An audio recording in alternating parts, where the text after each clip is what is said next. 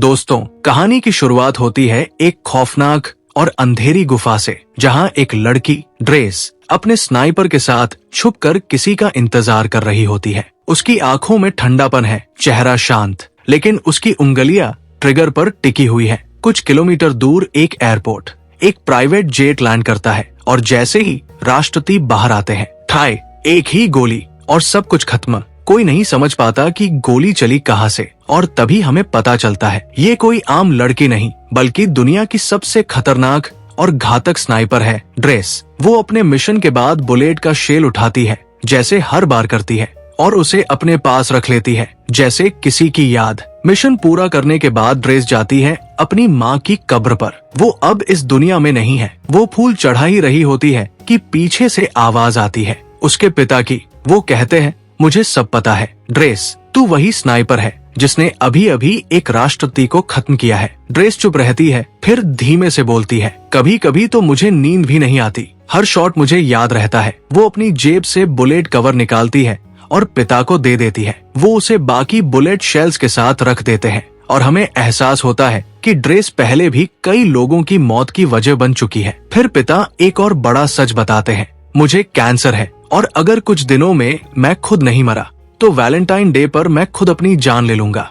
ये सुनकर ड्रेस की दुनिया हिल जाती है, लेकिन पिता सिर्फ मुस्कुराते हैं और कहते हैं, शायद ये हमारी आखिरी मुलाकात है। दूसरी ओर कहानी में आता है एक नया किरदार, लिवाई, एक पूर्व मिलिट्री स्नाइपर जिसे अब बुरे सपने सताते हैं। वो अक्सर समुंदर किनारे बैठकर कविताएं लिखता है, क्योंकि शायद वही अब उसके अंदर बचा हुआ इंसानियत का हिस्सा है। एक दिन उसे एक अजीब सा मैसेज मिलता है, एक एड्रेस पर तुरंत पहुंचो। वो बिना सोचे समझे वहां निकल जाता है। वहां उसकी मुलाकात होती है बार्थोम्यू नाम की एक रहस्यमयी औरत से। वो उसे एक नया मिशन सौंपती है। वो पूछती है, क्या तुम्हारी फैमिली में कोई है जो तुम्हें मिस करेगा? लिवाई शांत होकर जवाब देता है, नहीं, मैं बिल्कुल अकेला हूँ। बार्थोम मुस्कुराती है और उसी वक्त उसे बेहोश कर दिया जाता है। जब उसकी आँख खुलती है तो वो खुद को एक प्लेन में पाता है। पायलट बताती है, तुम्हें 32 किलोमीटर पैदल चलना होगा, तभी तुम अपनी मंजिल पर पहुंचोगे। लिवाई पैराशूट लेकर बर्फीले इलाके में कूद जाता है। 2 दिन चलता है, ठंड,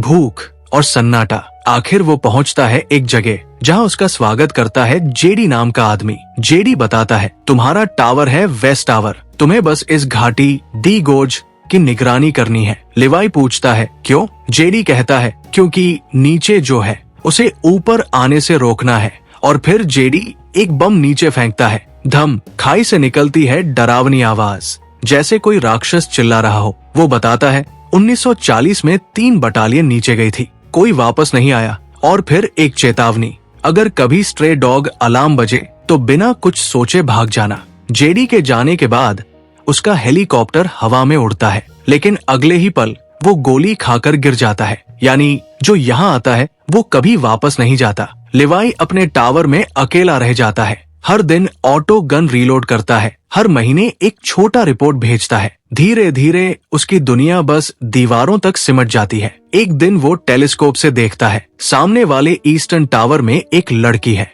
वो है ड्रेस। दोनों एक दूसरे को देखते हैं, लेकिन बात नहीं करते। फिर एक दिन ड्रेस उसके बर्थडे पर पेपर पर लिखकर पूछती है, तुम्हारा नाम? वो जवाब देता है, लिवाई। और इस तरह 2 अकेले लोग 2 टावरों के बीच दोस्त बन जाते हैं। एक दिन लिवाई ड्रेस का टेस्ट लेने के लिए उसके सामान पर गोली चलाता है। ड्रेस हंसती है, फिर अपने स्नाइपर से पलटकर निशाना लगाती है, लेकिन तभी उसे कुछ हरकत दिखती है। खाई से राक्षस ऊपर आ रहे हैं। वो इशारा करती है और लिवाई तुरंत फायरिंग शुरू कर देता है। दोनों मिलकर लड़ते हैं, लेकिन जब एक मॉन्स्टर ड्रेस के पास पहुंच जाता है, लिवाई सही वक्त पर उसे शूट कर देता है। उस पल के बाद उनके बीच कुछ बदल जाता है। दिन गुजरते हैं, दिसंबर आता है। लिवाई एक मिसाइल के सहारे रस्सी बांधता है और ड्रेस के टावर तक पहुंचता है। वो उसे देखकर मुस्कुराती है। वो कहती है, पहले नहा लो। हंसी की झलक और कैमरा शिफ्ट होता है ड्रेस की शरारती मुस्कान पर। दोनों बातें करते हैं,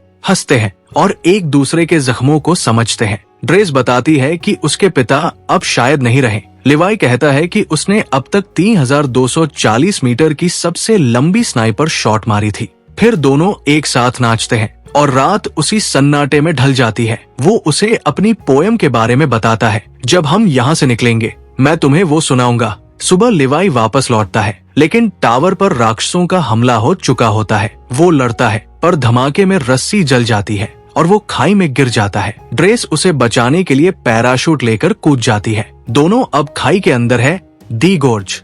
यहाँ का नजारा भयावह है। पेड़ों में लिपटे इंसान, घोड़े पर सवार हॉलोमैन और जीव जंतु जो अब इंसान नहीं रहे, वो दोनों मिलकर लड़ते हैं, हॉलोमैन को खत्म करते हैं। और तब उन्हें एहसास होता है कि ये वही सैनिक है जो सालों पहले नीचे गए थे।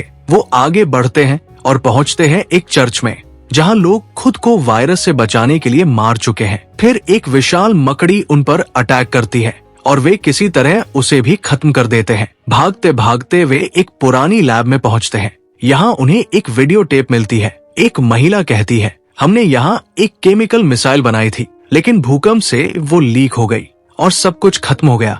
ये वायरस इंसानों को हॉलोमैन में बदल देता है। और फिर पता चलता है डार्क लैब नाम की एक गुप्त कंपनी इन संक्रमित लोगों पर प्रयोग कर रही थी, ताकि सुपर सोल्जर बनाए जा सके। जैसे ही वो बाहर निकलते हैं, हॉलोमैन फिर अटैक करते हैं। ड्रेस को पकड़ लिया जाता है, लेकिन लिवाई उसे बचा लेता है। लड़ाई के बाद उन्हें पता चलता है वो हॉलोमैन असल में पहले का गार्ड था, यानी जो पहले इस टावर पर तैनात था। अब दोनों निकलने की कोशिश करते हैं। वो कार में नई बैटरी लगाकर ऊपर की ओर बढ़ते हैं, लेकिन हॉलोमैन उनका पीछा करते हैं। आखिर वे आग लगाते हैं, कार को धकेलते हैं और ईस्टर्न टावर तक पहुंच जाते हैं। लिवाई संपर्क करता है बार्थो से।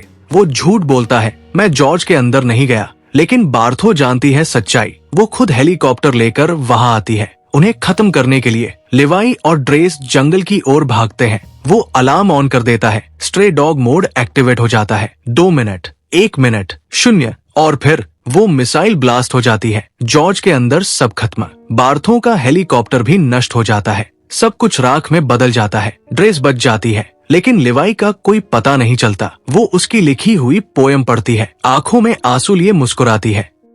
कई दिन बाद एक कैफे में काम करते हुए वो देखती है लिवाई दरवाजे पर खड़ा है। दोनों एक दूसरे को देखते हैं, मुस्कुराते हैं और एक किस के साथ कहानी खत्म हो जाती है। तो दोस्तों, अगर आप लिवाई और ड्रेस की जगह होते, क्या आप कुछ अलग करते? क्या आप इस खाई से बाहर निकल पाते? कमेंट करके जरूर बताइए। वीडियो अच्छी लगी हो तो लाइक करें, शेयर करें और चैनल बॉलीवुडी कोड को सब्सक्राइब करना ना भूलें। मिलते हैं अगली कहानी में। Till then, bye bye, take care.